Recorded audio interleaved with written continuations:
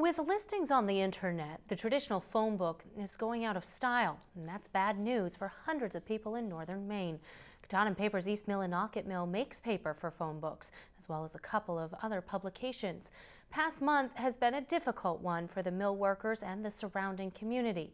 Tonight, we take a look at what our paperless society is doing to the economy of Maine. Our key right now is to secure as much as we can in orders going forward to try and keep the machines full as possible. As general manager of Cotton & Paper's East MILLINOCKET mill, Mike REIDER's job is never easy. He's always balancing cash coming in with cash going out. And with fewer and fewer orders coming in, that sometimes means sending some of his workers home. Last month, company officials announced they were shutting down one of the 2 machines at the mill, putting 140 people out of work indefinitely. REIDER doesn't pull any punches and keeps his employees up to date. They need to know that we're doing everything we can to get the orders on the machine and get the machine started back, to get the rest of the workers back here. The machine is scheduled to start up again on Monday, but REIDER says they'll monitor orders on a daily basis and may have to take the machine down again.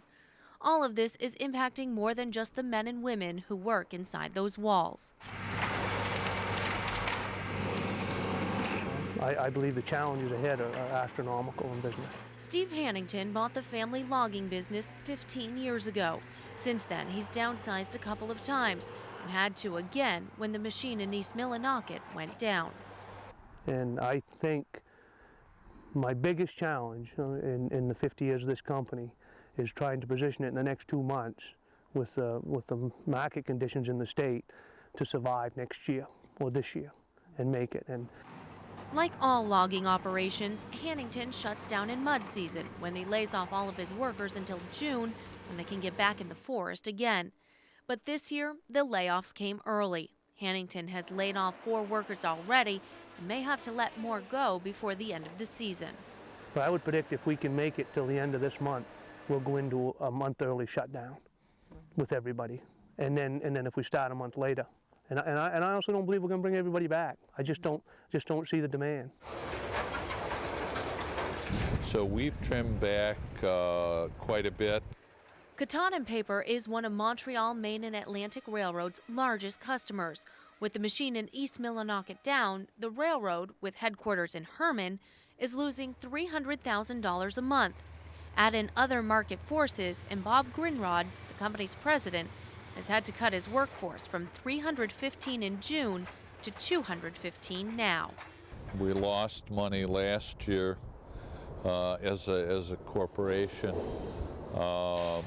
We are hoping that we can get our costs and in balance with the demand for our service so that our goal is to break even for the year.